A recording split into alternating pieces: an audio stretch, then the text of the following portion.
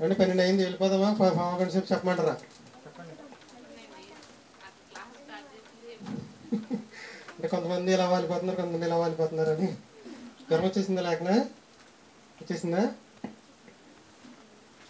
Okay, 4వ candidate మా ఇంట్లో. సరే, ఒక పావుగంట సేపు చెప్తాను. చిన్నపిల్లల క్లాసులు అవసరమా? శ్రావ్య వాళ్ళ అమ్మగారు నాగలక్ష్మి తీసుకొచ్చి స్వీట్స్ పెట్టడం అవసరమా? కోటేశ్వరరావు తీసుకొచ్చి బాక్సులు పంచడం అవసరమా? ఈ కుర్చీలు అవసరమా? అసలు పిల్లలకు వాక్యం అవసరమా? అసలు బైబిల్లో ఎక్కడన్నా పిల్లలు నేర్చుకున్నట్టు, పిల్లలు ప్రకటించినట్లు, పిల్లలు చెప్పినట్లు, యేసుక్రీస్తు ప్రభు వారు బోధిస్తుంటే ఎక్కడన్నా ఒక పిల్లోడన్నా వచ్చి కూర్చున్న వాక్యం అన్నా ఆధారం ఏదన్నా బైబిల్లో ఉందా? ఏమీ లేకుండా మీరు ఎందుకు చేస్తున్నారు? ఈ ప్రశ్నలు నేను అవన్నీ ఈరోజు మీకు చూపిస్తాను. యేసుక్రీస్తు ప్రభు వారు 5,000 మందికి ఆహారం పెట్టింది ఎన్ని రొట్టెలు, ఎన్ని చేపలు? 5 రొట్టెలు 2 చేపలు. Very good. 5,000 మందికి యేసుక్రీస్తు వారు ఆహారం పెట్టినప్పుడు ఆయన తీసుకున్నది ఏంటంటే 5 రొట్టెలు 2 చేపలు. ఈ 5 రొట్టెలు 2 చేపలు ఎవరి దగ్గర తీసుకున్నాడు?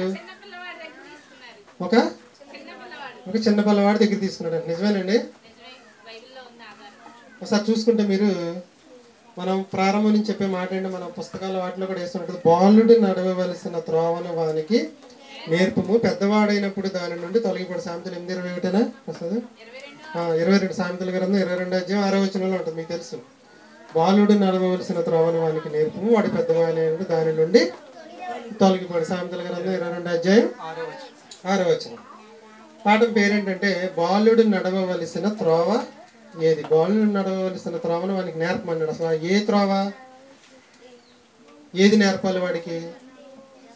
చెప్పింది మీకు అర్థమైందండి. బాలుడు నడవవలసిన త్రోవను వానికి నేర్పమన్నాడు. నేర్పితే పెద్దవాడైనప్పుడు దాని నుండి తొలగిపోడు. నేర్పించాలంటే ఏమి నేర్పించాలి? త్రోవ. త్రోవ అంటే ఏంటి? అదే ఈరోజు మన పాఠం.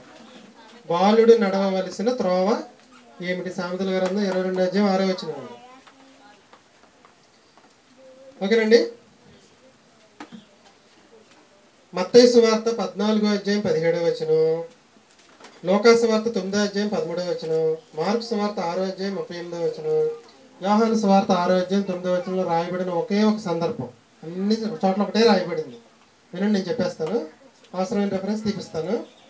మత్తయి సువార్త 14వ అధ్యాయం 17వ వచనంలో యేసుక్రీస్తు ప్రభు గారు ప్రసంగం చేస్తూ కొండ మీద కూర్చొని సాయంకాలం అయిపోయినప్పుడు వీళ్ళందరికీ భోజనాలు సిద్ధం చేయాలంటే ఎవరి దగ్గర ఏమీ లేవు, ఎవరి దగ్గర ఏమైనా ఉన్నాయని యేసుక్రీస్తు అడిగితే శిష్యులు ఏం చెప్పారంటే, మన యొద్ద 5 రొట్టెలు 2 చేపలు ఉన్నాయండి. మన యొద్ద అంటే ఎవరి వద్ద అని చెప్పలా. మా అందరి దగ్గర కలిపి ఎన్ని ఉన్నాయంటే 5 రొట్టెలు 2 చేపలు అన్నారు. లూకా సువార్తలు అడిగితే ఏం చెప్పారంటే 9:13లో మన దగ్గర 5 రొట్టెలు 2 చేపలు ఉన్నాయి అన్నారు. మార్కు సువార్తలోకి వెళ్ళినా కూడా అదే చెప్పారు. ఏం చెప్పారంటే శిష్యులు, మన యొద్ద 5 రొట్టెలు 2 చేపలు ఉన్నాయి అన్నారు.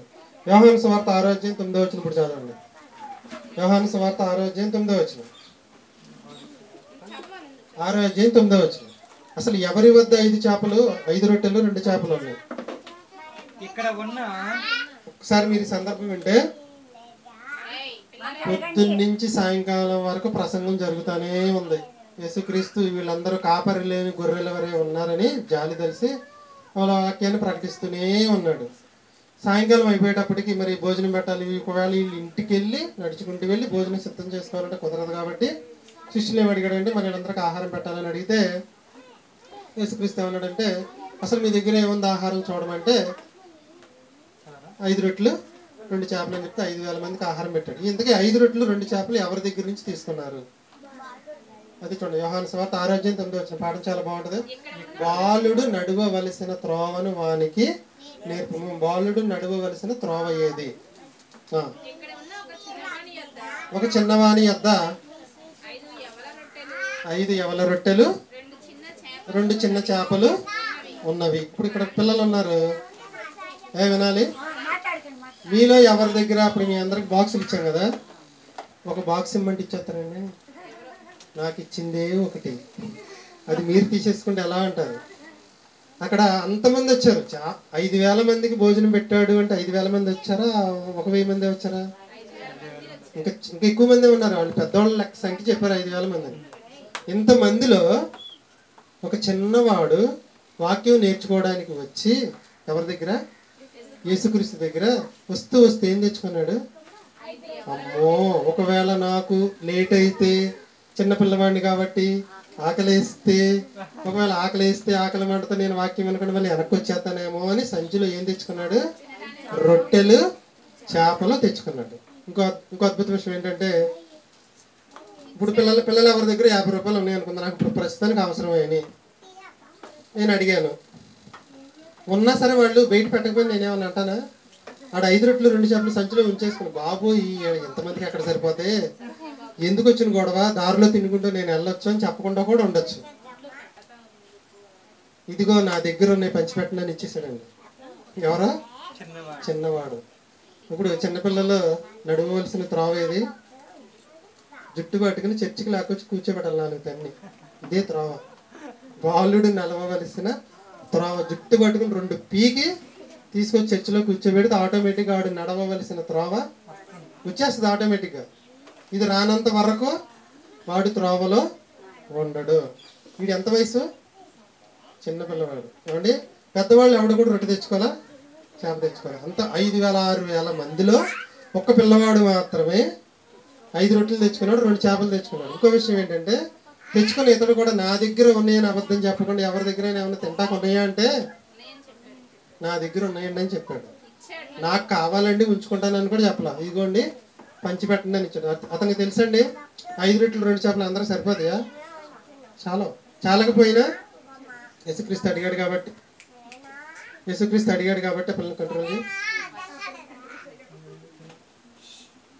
5 రొట్టెలు 2 చేపలు ఇవ్వడానికి ఇష్టపడ్డాడు. ఇచ్చేసిన తర్వాత వెళ్ళేటప్పుడు నాకు ఉంటాయో లేవో అని కూడా ఆలోచించలేదు, పంచిపెట్టేమని ఇచ్చేసాడు. ఇప్పుడు ఆ బాలుడు ఎలా ఉన్నాడు? బాలుడు నడవవలసిన త్రోవలో ఉన్నాడు. ఇంకోటి, అక్కడ వాళ్ళ అమ్మ నాన్న కూడా ఉంటే వీళ్ళు ఏం చెప్తారు? ఏమంటే ఈ ఫ్యామిలీ దగ్గర 5 రొట్టెలు 2 చేపలు ఉన్నాయని చెప్పేవాళ్ళు. అమ్మ నాన్న రాలా. పిల్లడు కూడా వచ్చాడు, అమ్మ నాన్న కూడా వచ్చారా? అమ్మ నాన్న కూడా వస్తే తల్లి. ఇప్పుడు ఇక్కడ నలుగురు శ్రావ్య, లావణ్య, రాజేష్, నాగలక్ష్మి ఉన్నప్పుడు ఏదైనా ఇచ్చారనుకోండి, నాగలక్ష్మి పేరు చెప్తాం, పిల్లల పేరు చెప్తావా? మరి వాళ్ళిద్దరు రాలా, పిల్లలే తీసుకొచ్చింది అనుకునేది. ఇప్పుడు శ్రావ్య తీసుకొచ్చిందని చెప్తాం. అలాగే ఇక్కడ ఎవరి పేరు చెప్పిన, ఒక చిన్న వాణి యొద్ద 5 రొట్టెలు 2 చేపలు. అమ్మ నాన్న రాపోయినా చర్చికి వచ్చారు. ఆదామూల పిల్లలిద్దరూ ఉన్నారు. ఫస్ట్ 2 వారాలు వచ్చారు. 3వ వారం మా డాడీ రాడంటే కానీ మా చెల్లి ఏడుతుంది కానీ తీసుకెళ్ళిపోతాను అన్నాడు. వానలో ఏడుతుంది కదా అని పంపించేసాను నేను. నెక్స్ట్ వీక్ రాగానే చెప్పాడు, మేము చిన్నపిల్లల క్లాస్ అయిన తర్వాత వెళ్ళిపోతామే అన్నాడు. నేను పంపించను అన్నా. తర్వాత వచ్చి మా చెల్లి ఇంటికి వెళ్ళిపోదాం అంటుంది అన్నాడు. నేను పంపించాను. ఈరోజు చిన్నపిల్లల క్లాస్ అయిన తర్వాత, సార్ మా చెల్లి వెళ్ళిపోదాం అంటుంది సార్. అంటే ఏంటి? వాళ్ళ డాడీ రావట్లా, 3 వారాల నుంచి రావట్లా. అంటే వరి వ్యవసాయం ఊడుస్తున్నాడు అండి. సరేశ్వర బాబు గారు కూడా అందుకే రాలేదు. ఇప్పుడు ఏం చేయాలి? త్రోవ ఏమవుతుంది? తప్పిపోతుంది. వచ్చేవారు ఏం చేస్తాడు? నువ్వు వస్తే నేను వెళ్తా డాడీ అంటాడు. అయిపోయింది. బాలుడు నడవవలసిన త్రోవ. కానీ ఆదాము ఖచ్చితంగా నువ్వు చర్చికి వెళ్ళావా లేదా, ఏం చెప్పారు, ఏంటి, ఏం పాఠం రాసిచ్చారని రాసి చదివించి పంపిస్తున్నాడు. కృష్ణ ఏదో పనుండి బయటికి వెళ్ళాడు. పిల్లలందరికీ ఫోన్ చేసి నన్ను స్టంట్ వేసాడు, నాకు పాఠాలు కావాలి, మా పిల్లలు వచ్చే ఆదివారం చెప్పాలి అని. నువ్వే చదివించావమ్మా? పేరు మర్చిపోయాను. స్వప్న చదివించి పిల్లలిద్దరిని తీసుకొచ్చి ఇక్కడికి. ఇది బాలుడు నడవవలసిన త్రోవ. మీకు అర్థమైంది అనుకుంటున్నాను నేను. సింపుల్గా సాతాను తంత్రం ఏంటి? అది 1.5 పాఠాలు మీకు 10 నిమిషాల్లో చెప్పేస్తాను. సాతాను తంత్రం ఏంటి? దేవునితో సంబంధాన్ని విడగొట్టాలి, పాపంలో పడగొట్టాలి. ఈ 2 చేస్తే ఆటోమేటిక్గా దేవుడు ఏం చేస్తాడంటే వాళ్ళని గెంటేస్తాడు. ఎప్పుడైతే గెంటి వేయబడ్డారో వాళ్ళు ఏమైపోతాడు? వాళ్ళ జీవితం పతనం అయిపోతుంది. ఇది సాతాను యొక్క తంత్రం. వాడి చేతికి మట్టి అంటకుండా దేవుడే యాక్షన్ తీసుకునేటట్టు చేస్తాడు. ఇజ్రాయేలీలు అంతమంది మరణించడానికి కారణం వ్యభిచారం చేయడం. వీడు జాగ్రత్తగా చేయించి సైడ్ అయిపోయాడు. దేవుడు ఇచ్చి వాళ్ళందరినీ చంపేశాడు. సొదొమ గొమొర్రా కూడా అంతే కదా, పాపంతో నిండేటట్టు చేసి సైడ్ అయిపోయాడు. దేవుడు వచ్చి అగ్నితో కాల్చేశాడు. ఇది సాతాను యొక్క తంత్రం. కాబట్టి మనం ఎప్పుడు కూడా పాపానికి దూరంగా ఉంటే, దేవునితో సంబంధాన్ని కొనసాగించుకుంటూ ఉంటే అపవాది మనల్ని ఏమీ చేయలేడు. కాబట్టి మనం ఎప్పుడు కూడా పతనం అనేది అవ్వం. ఎవరు తెచ్చారండి రొట్టెలు? కాబట్టి తల్లిదండ్రులు చర్చికి పంపించే పిల్లల్ని వస్తూ వస్తూ ఏమేం పెట్టాలి? ఇప్పుడు చిన్నపిల్లలు చర్చికి వస్తున్నారు కదా, తల్లిదండ్రులు ఏమేం పెట్టి పంపించాలి? Bag, water bottle. ఇక్కడ తింటాకి ఏదైనా పెట్టినప్పటికీ మీరు కూడా మళ్ళీ ఏదో ఒకటి తింటాకి పెట్టి పంపించాలి. ఎందుకంటే మనం వచ్చిన తర్వాత 1 గంట కదా 2 వరకైనా ఆకలి కాగలం. పిల్లలు అరగంటకి గంటకి ఆకలేసేస్తారు. అర్థమవుతుందా మీకు? మేము పెట్టింది తిన్నప్పటికీ, ఇంటి దగ్గర తిన్నప్పటికీ మళ్ళీ ఆకలేస్తుంది వాళ్ళకి. కాబట్టి ఏదో ఒకటి తెచ్చుకుంటే స్నాక్స్, సింపుల్ స్నాక్స్ చెప్తాను మీకు. రాత్రి పడుకునేటప్పుడు శనివారం సాయంకాలం మీ చేత్తో, మీ ఎవరి చేత్తో అన్ని చేత్తో వేరుశనగ గుళ్ళు తీసుకుని నీళ్ళల్లో వేసి శుభ్రంగా కడిగి నీళ్ళు పారబోసి మళ్ళీ నీళ్ళు పోసి అక్కడ పెట్టండి. పొద్దున్నే వస్తూ నీళ్ళు పారబోసి బాక్స్లో పెట్టి తెచ్చుకోండి. వేట మాంసం కూడా దానికి సరిపోదు, ప్యూర్ బ్లడ్. అది స్నాక్స్గా తెచ్చుకోండి మీరు. ఒకవేళ మేము పెట్టేసిన తర్వాత ఇప్పుడు 11 అయిన తర్వాత మళ్ళీ ఇంకో రౌండ్ తినేసి ఇంటికి వెళ్ళిపోవచ్చు. ఒక పిల్లవాడు మనకి ఏమి నేర్పించాడు? చర్చికి ఎలా వెళ్ళాలో నేర్పించాడు. వాక్యం నేర్చుకోవడానికి ఎలా వెళ్ళాలో నేర్పించాడు. అమ్మా నాన్న లేకపోయినా వెళ్ళాలని. అదేమి ఇలాంటి చక్కగా బిల్డింగే కదా, సముద్ర తీరం పక్కన చాలా దూరం ప్రయాణం. అతనికి ఉన్న జ్ఞానం ఏంటంటే, నేను చిన్నపిల్లవాడిని, ఎక్కువసేపు ఉండలేను, ఒకవేళ ఉండలేకపోతే ఆకలి వేసేస్తే వాక్యాన్ని వినలేను. ఆకలితో ఏమంటాడండి? ఏమి వినలేడు. కాబట్టి ఫుడ్ను కూడా తీసుకుని, ఎన్ని రొట్టెలు? 5 రొట్టెలు 2 చేపలు అంటే అవసరమైతే తెల్లారు కూడా ఉన్నా నాకు సరిపోతాయి అని. రొట్టె అంటే మీరు చిన్న చపాతీ అనుకోకండి, మన చర్చిలో పెట్టి చపాతీ కాదు. రొట్టె అంటే ఇంత లావు ఉంటుంది, చాలా పెద్దగా కూడా ఉంటుంది. 2 చేపలను కాల్చుకుని కూడా పెట్టుకుని వెళ్ళాడు. కాబట్టి చిన్నపిల్లల క్లాస్ అనేది వాక్యానికి విరుద్ధమా అనుసరమా? అనుసరమే. వాక్యానుసారమే. బాలుడు నడవవలసిన త్రోవ ఇదే. ఏది బాలుడు నడవవలసిన త్రోవ? ఏది? చిల్డ్రన్స్ బైబిల్ స్కూలే బాలుడు నడవవలసిన త్రోవ. సండే స్కూల్స్ అని చాలా జరుగుతాయి, అక్కడ ఏమీ ఉండదు. అవునా కాదా? ఏంటి?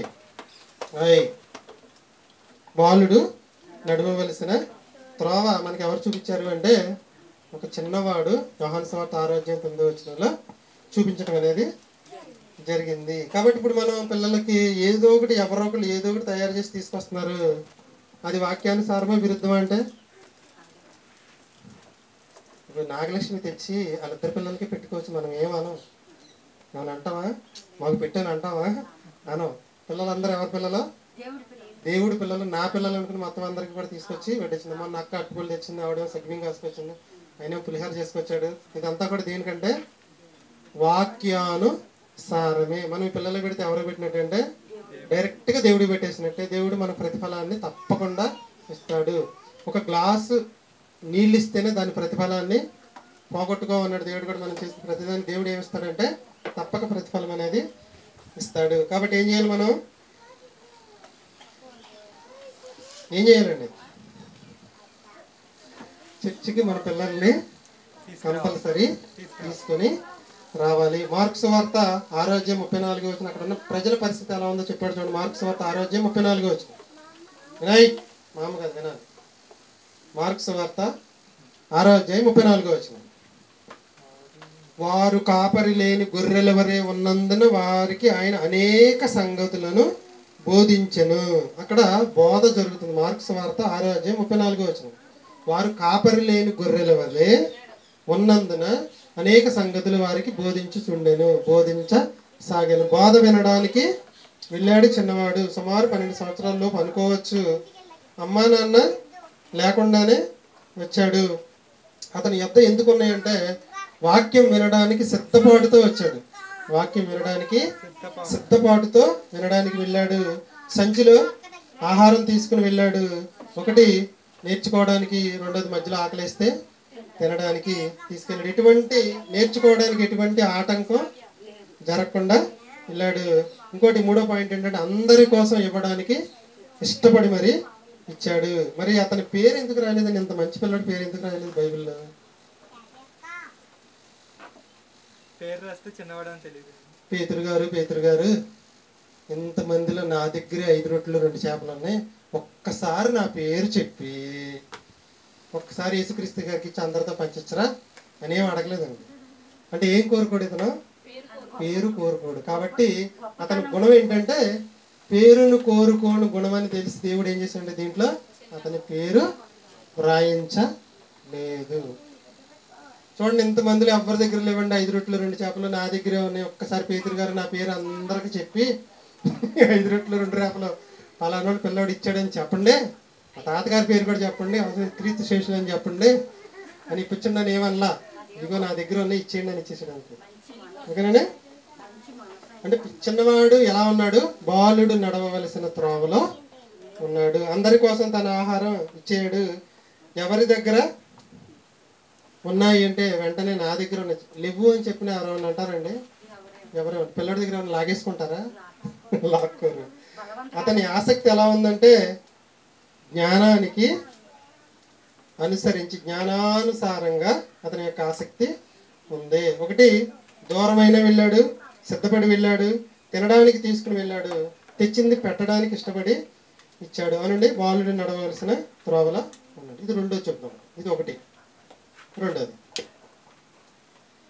దీనికి చిన్న ఉపమానం చెప్తే మీకు తొందరగా అర్థమైపోద్ది. ఏంటంటే ఒక గ్రామం ఉంది, పాడి పంటలతో సస్యశ్యామలంగా సూపర్గా ఉంది. 5 సంవత్సరాల తర్వాత ఒక్కరోజు కూడా 1 సంవత్సరం పాటు వర్షం పడని విధంగా అనిపించేటట్లుగా ఒక 3 నెలల పాటు వాన పడ్డాం. వీళ్ళేమి నిర్ణయించుకున్నారంటే ఇక వాన పడదని నిర్ణయించుకొని గ్రామం మొత్తం దేవుడికి ప్రార్థన చేయడానికి బయలుదేరదామని ఒక డేట్ ఫిక్స్ చేసుకున్నారు. ఆ డేట్ లోపల వాన రాకపోతే అందరం ఎక్కడికెళ్ళాలి? చర్చి దగ్గరికి వెళ్ళి ప్రార్థన చేసుకుందాం, వాన వస్తుందని అనుకున్నారు. డేట్ వచ్చింది, అప్పటి వరకు కూడా వాన రాలి. ఆ రోజు అందరు 10ంటికి చర్చిలోకి వెళ్ళాలని నిర్ణయించుకున్నారు. అందరూ 10ంటికి వెళ్ళిపోయారు. ఒక కుటుంబంలో నుంచి ఒక 3 మనుషులు మాత్రం రావట్లే బయటికి. తల్లి ఏమో గుమ్మంలో ఉంది, తండ్రి ఏమో రోడ్డు మీద ఉన్నాడు, పిల్లం ఇంట్లో ఉంది. పిల్లం ఇంట్లో వీళ్ళు ఎదుగుతుంది. కాసేపటికి 10:30కి ఒక సంచితో తీసుకొచ్చి అమ్మ దగ్గరికి వచ్చింది. అమ్మ నాన్న కలిసి బయలుదేరి చర్చి దగ్గర కొంచెం దూరం ఉండగా నాన్నకి డౌట్ వచ్చి, అమ్మ ఏంటమ్మా సంచిలో ఉంది అంటే, సంచిలో నుంచి గొడుగు తీసింది. ఎందుకమ్మా గొడుగు తీసాడు? మనం అందరం వాన పడుతుందని ప్రార్థన చేయడం కోసం వెళ్తున్నాం కదా, వచ్చేటప్పుడు వాన పడితే నన్ను తడిసిపోతే నాకు జలుబు చేస్తుంది అని 3కి 3 గొడుగులు పెట్టాను అని గొడుగులు 3 చూపించింది. సంచి ఇంకొంచెం బరువుగా ఉన్నట్టు తెలిసింది. ఏంటమ్మా మరి సంచిలో ఉందంటే, వాన పడితే మనం అక్కడ ఆగిపోతాం కదా, తింటాకి ఏదో ఒకటి కావాలి, మీరంటే ఉంటారు నేను ఉండలేను కదా అని స్నాక్స్ తెచ్చుకున్నాను. అంటే పిల్లల్లో ఏముంది? విశ్వాసం ఉంది. వాళ్ళకి ఏం లేదు. ఇది అర్థమైందా? ఇంకో చిన్నదాన్ని చూపిస్తాను. పేతురు గారిని తీసుకెళ్ళి జైల్లో పడేశారు. జైల్లో పడేశారు. సింపుల్గా చెప్పేస్తున్నాను. సంఘం అంతా కూడా అత్యాసక్తితో ఆయన కోసం ప్రార్థన చేస్తున్నారు. దేవుడు ఆ మధ్యరాత్రి వేళ సైకిల్ మధ్య పడుకున్న పేతుర్ని తట్టి లేపి పద అని ఊరు బయటికి తీసుకొచ్చి వదిలిపెట్టేసి వెళ్ళిపోయి ఇతను ఏమైనా దర్శనం అనుకుంటున్నాడు. తెల్లారు లేచిన తర్వాత అంతా అయిపోయిన తర్వాత చూసుకుంటే దేవదూత నన్ను వచ్చి విడిపించింది అనుకుని సంఘం అంతా కలిసి ఒక ఇంట్లో ప్రార్థన చేస్తుంటే వెళ్ళి తలుపు కొట్టాడు. తలుపు కొట్టినప్పుడు చూడడానికి ఎవరు వచ్చారు? అది సందర్భం చూడండి. అపోస్తల కార్యాలు 12వ అధ్యాయం 1 నుంచి 5 వరకు ఉన్న వచనాల్లో ఉన్న సందర్భం అంతా చదివా నేను. ఒకసారి చదవండి. అపోస్తల కార్యాలు 12వ అధ్యాయం 1వ వచనం. అపోస్తల కార్యాలు 12వ అధ్యాయం 1వ వచనం. దాదాపు అదే కాలమందు అపోస్తల కార్యాలు 12వ అధ్యాయం 1వ వచనం. దాదాపు అదే కాలమందు రాజైన హేరోదు సంఘపు వారిలో కొందరిని బాధ పెట్టుటకు పరిస్థితులు ఎలా ఉన్నాయో చెప్తున్నాను. బాధ పెట్టుటకు బలాత్కారంగా అంటే ఏ కారణం లేకుండా పట్టుకొనుటకును యోహాను సహోదరుడైన యాకోబును ఖడ్గంతో చంపించారు. పరిస్థితులు ఎలా ఉన్నాయి ఒకసారి ఆలోచించండి. కనపడితే చంపేయడం, బలాత్కారంగా పట్టుకెళ్ళి జైలు వేసేయడం. ఇది యూదులకు ఇష్టమైన కార్యమని తెలుసుకొని పేతురును కూడా పట్టుకొనెను. ఓకే, పేతురు గారిని కూడా పట్టుకొనెను, చెరసాలలో వేయించాను. ఇది సందర్భం. ఈ సందర్భంలో సంఘం అంతా 6వ వచనంలో ఉంచండి. రాత్రి అర్ధరాత్రి 7వ వచనంలో అర్ధరాత్రి టైంలో దూత వచ్చి లేపింది. 12వ వచనంలో మరియ ఇంటి దగ్గరికి వస్తే లోన సంఘం అంతా కూడా వచ్చి ప్రార్థన చేస్తుంది. వీళ్ళందరూ ఏం చేస్తున్నారు?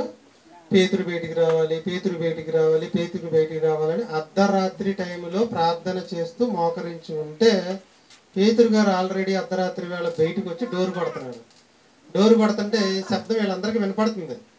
కానీ రోదే, కానీ ఈ పిల్ల పేరు రాయబడింది చూడండి, అక్కడ 13వ వచనంలో రాయబడింది. రోదే అని ఒక చిన్నది ఆలకించి. అర్ధరాత్రి టైంలో పడుకోకుండా ప్రార్థనకి ఎందుకు వెళ్ళింది అంటే రహస్యంగా కూడుకున్నారు వాళ్ళు, భయం ఏమీ లేకుండా వెళ్ళింది. అర్ధరాత్రి వరకు పడుకోకుండా ఉంది. మిగిలిన వాళ్ళందరూ ప్రార్థన చేస్తుంటే ఈవిడి విశ్వాసం ఏంటంటే ఆ పిల్ల గొడుగు పట్టుకెళ్ళింది కదా, గొడుగు స్నాక్స్ బాక్స్. వీళ్ళందరూ ప్రార్థన చేస్తున్నారంటే ఈ పిల్లకున్న నమ్మకం ఏంటంటే ఇంతలాగా ప్రార్థన చేస్తున్నారంటే ఖచ్చితంగా దేవుడి పేతుర్ని విడిపించేస్తాడు. వీళ్ళ దేశ అంతా దేవుని మీద ఉంటే ఈవిడి దేశ అంతా డోర్ వైపు ఉంది. డోర్ ఎలా కొట్టంగానే గబగబా బయటికి వెళ్ళి చిన్నది డోర్ తీలా బయట నుంచి తలుపు తట్టి నేను పేతుర్ని తలుపు తీయండి అని అంటే ఈయన స్వరం విని లోనకి వెళ్ళి పేతురు వచ్చేసాడు అంది. వీళ్ళందరూ పేతుర్ని విడిపించి దేవుడా అని ప్రార్థన చేస్తుంటే ఈవిడ ఎలా ఉంది? వచ్చేస్తాడు పేతురు అని మధ్యరాత్రి వేళ వరకు నిద్రపోకుండా అలాగే కూర్చుంది. ఇంతకీ వీళ్ళు ఏమన్నారో చూడండి. ఇంతకీ పిల్ల బాలుడిని అలవలసిన త్రావలో ఉంది. ఒకటి ప్రార్థన జరుగుతుంది కాబట్టి ఆదివారం సండే రోజైన నాగలక్ష్మి రాజేష్ ఇద్దరిని ఒక్కొక్కరిని భుజాలు వేసుకుని వచ్చేసి ఇక్కడ పడేస్తారండి. నిద్రపోతే పాప వాళ్ళిద్దరిని అతి కష్టం మీద మోసుకుని ఇంటికి తీసుకెళ్తారు. ఇదే బాలుడు నడవవలసిన త్రోవ. పిల్లలు నిద్రపోలేదు, అది భయపడే పరిస్థితి. దొరికితే బలాత్కారంగా తీసుకెళ్ళి జైలు వేసే పరిస్థితి అయినప్పటికీ సంఘం అంతా అత్యాసక్తితో ఇంట్లో ప్రార్థన జరుగుతుంటే వెళ్ళింది. రాత్రి సమయం అయినా నిద్రపోకుండా ఉంది. ఇలా ఎవరు పెంచారంటే వాళ్ళ తల్లిదండ్రులు వాళ్ళని ఆ పిల్లని పెంచడం. తర్వాత ఏం జరిగిందండి? చదవండి, తర్వాత చదవండి. తాను చెప్పినదే నిజమని పై వచ్చిన చదవండి. వాళ్ళు ఏమన్నారు అసలు? పేతురు వచ్చాడు అంటే ఏమన్నారు వాళ్ళు? ఎవరు పిచ్చోండి ఇప్పుడు? నీవు పిచ్చిదానివి, పేతురు రావడం ఏంటి? మరి పేతురు రావాలని ప్రార్థన చేసినప్పుడు పేతురు వచ్చాడు అని చెప్తుంటే వెళ్ళి డోర్ దగ్గరికి వెళ్ళి చూడాలా? నువ్వు పిచ్చిదానివేనా? అసలు ఈ ప్రార్థన చేసేది దేనికోసం అంటే పేతురు రావాలి అని. పేతురు వచ్చేసాడని చెప్తుంటే వీళ్ళు చేసేది దానికోసం, ఆయన వచ్చేసాడని చెప్పి వీళ్ళు ఏమంటున్నారంటే నువ్వు అంటే విశ్వాసం ఉందా లేదా? ఏదో చేయమన్నాడని చేస్తున్నారంట. చదువు. నువ్వు పిచ్చిదానివన్నది అయితే తాను చెప్పినది నిజమని ఆమె దృఢంగా చెప్పిందంట. నిజమని చూడకుండానే చెప్పిందంట. ఎంత విశ్వాసం ఉంది! స్వరాన్ని ఆనవాళ్ళు పెట్టి. ఈ చిన్నది పేరేంటి? రోతే. దాని అర్థం అంటే గులాబీ పువ్వు అంట. చదవండి, అర్థం చెప్పాను మీకు. దృఢముగా చెప్పినప్పుడు వారు అతని దోతనిరి పేతురు ఇంకను తట్టుచున్నందున వారు తలుపు తీసి అతన్ని చూసి విభ్రాంతి నొందిరి. ఈ చిన్నది బాలుడు నడవవలసిన త్రోవలో ఉన్నది. ఈ చిన్నది బాలుడు నడవవలసిన త్రోవలు. ఇప్పుడు బాలుడు నడవవలసిన త్రోవానికి నేర్పువాడు పెద్దవాడి దాని నుండి తొలగిపోడు. బాలుడు నడవవలసిన త్రోవ ఏది? అదే ప్రశ్న అండి పాఠం. బాలుడు నడవవలసిన త్రోవ ఏది? చిల్డ్రన్ బైబిల్ స్కూలే. మనతో పాటు ఖచ్చితంగా మన పిల్లల్ని చర్చికి తీసుకురావడమే బాలుడు నడవవలసిన త్రోవ. వాడు పెద్దవాడైనప్పుడు అంటే మన అనుమానం వస్తూ వాడు పెద్దవాడైనప్పుడు ఈ త్రోవ నుండి తొలగిపోడు. ఏ త్రోవ? చర్చికి వచ్చే త్రోవ అండి. అంటే వాడు పెద్దవాడైనప్పుడు ఆ త్రోవ నుంచి తొలగిపోకుండా ఉండాలంటే ఏ త్రోవలో ఉండాలి? చిన్నప్పటి నుంచి కూడా మనతో పాటు చర్చికి తీసుకురావాలి. బాలుడు నడవవలసిన త్రోవ ఏది? చిన్నప్పటి నుంచి సంఘానికి రావడమే బాలుడు నడవవలసిన త్రోవ. వాడిని మీకు అర్థమైందా? బాలుడు నడవవలసిన త్రోవ ఏది? సంఘానికి రావడమే బాలుడు నడవలసిన త్రోవ. ఇక్కడ సరైన నాయకుడు లేకపోతే ఈ ట్రైన్ ఇటే పోతుంది. వాళ్ళు నడవలసిన త్రోవలు మనం నడిపించాం, కానీ ఇక్కడ నడిపించే నాయకుడు సరైన నాయకుడు లేడు అనుకోండి. మోషే గారు పలకం తీసుకుని కొండెక్కితే ఇద్దరు నాయకులు ఉన్నారు కదా, ఎవరిద్దరు నాయకులు? మోషే, అహరోను. ఇద్దరు ఒకనాడు ఒక చక్రవర్తిని గడగడలాడించి ఇజ్రాయేలీ జనాంగాన్ని లాక్కొచ్చారు. ఇద్దరు నాయకులేనా? ఇద్దరు నాయకులే. ఇద్దరు గడగడలాడిచ్చారా? ఇద్దరు గడగడలాడిచ్చారు. మరి మోషే పైకి వెళ్తే అహరోను కింద ఏం చేశాడంటే అందరూ కలిసి దూడబొమ్మని చేద్దాం అంటే ఓకే బంగారాన్ని బట్టరని దూడబొమ్మని చేశాడు. మరి ఏం నాయకుడు ఈయన? నాయకుడు ఎలా ఉండాలనేది వచ్చేవారు మనం నేర్చుకుందాం, త్రోవ నేర్చుకుందాం. వచ్చిన వాళ్ళు నాయకుడు ఎలా ఉండాలనేది మనం వచ్చే ఆదివారం నేర్చుకుందాం. ఇప్పుడు చెప్పండి, బాలుడు నడవలసిన త్రోవ ఏది? సంఘానికి పిల్లల్ని తీసుకురావడమే బాలుడు నడవలసిన త్రోవ. వాడు పెద్దవాడైనప్పుడు అంటే ఏ పెద్దవాడైనప్పుడు? వస్తూ వస్తూ వస్తూ ఇక్కడే పెద్దవాడైనప్పుడు వాడు దాని నుండి దాన్ని తొలగి పోడు. ఈ కొత్త నిబంధన నుంచి మీకు చూపించాను, పాత నిబంధన నుంచి రెండు చూపిస్తాను. ఒకటి చూడండి, 5 నిమిషాలు అయిపోతుంది. నిర్గమాకాండం 2వ అధ్యాయం 8వ వచనం.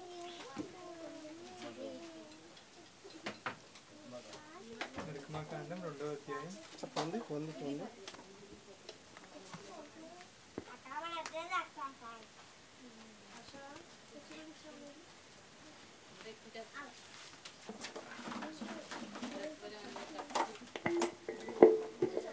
నిర్గమాకాండం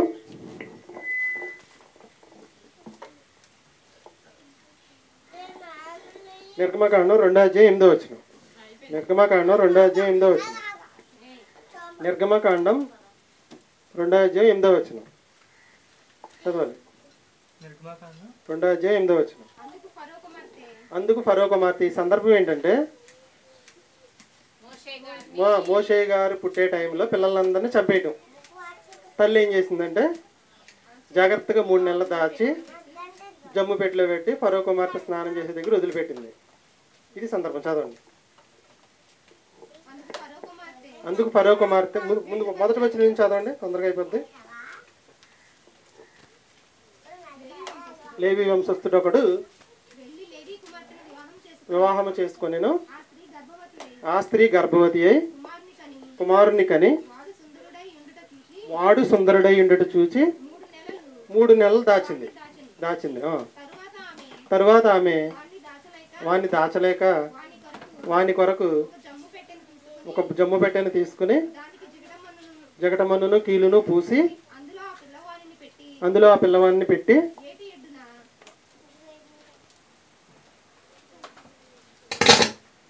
ఏటి ఒడ్డున జమ్ములో దాన్ని ఉంచగా వానికి ఏమి సంభవించునో తెలుసుకొనుటకు వాని యొక్క ఎంత ఉంటుందంటారా లెక్క? ఇప్పుడు లేఖనాకిను మా సత్యకి అంత తేడా ఉంటుందంటారా? ఉండకపోవచ్చు. అందుకని మీకు ముందుకెళ్తే చిన్నది అని రాయబడింది. చూద్దాం, తర్వాత చదువు. ఏం జరిగిందంటే ఏం చేస్తుంది? 3 నెలల పిల్లవాడి యొక్క అక్క, కొన్ని 10 ఏళ్ళు 7 ఏళ్ళు 6 ఏళ్ళు అనుకుందాం. అక్క ఏం చేస్తుంది చూడండి. ఫరో కుమార్తె స్నానం చేయుటకు ఏటికి వచ్చెను. ఆమె పనికత్తెలు ఏటి ఒడ్డున నడుచుచుండగా ఆమె చూచి పంపి దాన్ని తెప్పించి తెరచి ఆ పిల్లవాడిని చూసినప్పుడు ఆ పిల్లవాడు ఏడ్చుచుండగా కనికరించి వీడు హెబ్రీల పిల్లల్లో ఒకడేనేను. అప్పుడు వాని అక్క ఫరో కుమార్తెతో, ఇంతకీ ఈ పిల్ల ఏం చేస్తుందంటే అలా అమ్మ వదిలేసి వెళ్ళిపోయింది, కానీ ఈ పిల్ల వెళ్ళలా, దూరంగా ఉండి అసలు ఏం జరుగుతుందని తెలుసుకోవడానికి ఉండిపోయింది. ఈ లోపల ఫరో కుమార్తె ఏం చేసిందంటే తీసుకుంది. ఓకే, ఏం చెప్పింది చూడండి. ఎవరిని అడుగుతుంది? డైరెక్ట్గా రాణిగారు కూతురున్నాడు, రాజుగారు కూతురుని అడుగుతుంది. ఏమని? ఎంత ధైర్యం ఏంటండి? ఒకసారి జాగ్రత్తగా వినండి. నీ కొరకు, ఇంకా డైరెక్ట్గా వెళ్ళిపోయి అడిగేస్తుంది. ఏమని? నీ కొరకు ఈ పిల్లవాణిని పెంచుటకు నేను వెళ్ళి హెబ్రీ స్త్రీలలో ఒకవేళ ఈ అమ్మాయి కానీ ఈ విషయంలో ముందుకు వెళ్ళకపోతే ఆ పిల్లవాడిని పెంచే బాధ్యత వేరే తల్లికి వెళ్ళిపోయేది. అంతేనా కదా? తల్లి సైడ్ అయిపోయినా ఈ చిన్నది ఏం చేస్తుంది? బిడ్డని తల్లి దగ్గరికి చేర్చింది. తర్వాత చదవండి. హెబ్రీ స్త్రీలలో ఒక దాన్ని తీసుకురానా నేను. అందుకు ఫరో కుమార్తె వెళ్ళమని చెప్పక దొరికిన ఛాన్స్ తల్లిని తీసుకొచ్చి ఆ చిన్నది అంటే చిన్నదైనా పెద్దదా? ఆ చిన్నది వెళ్ళి బిడ్డ తల్లిని పిలుచుకొని, ఎంత గ్రేట్ అండి. చిన్నది ఏం చేసింది? మోషే గారిని నిలబెట్టిందండి. ఇంకో చిన్న చూపించమంటారా? మీకు తెలిసింది, నేను చెప్పను. కుష్ఠరోగం వచ్చింది ఎవరికి? నయమాన్ గారికి.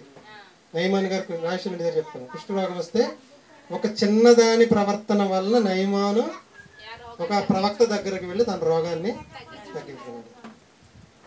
ఇప్పుడు చెప్పండి, చిన్నపిల్లల క్లాసులో అవసరమా అంటే అవసరమే. బాలుడు ఇక్కడ చెప్పుకుంటే చాలా అని మన సమయం లేదు కూడా ముగించేస్తాం. ప్రార్థన చేసి ముగించుకుందాం.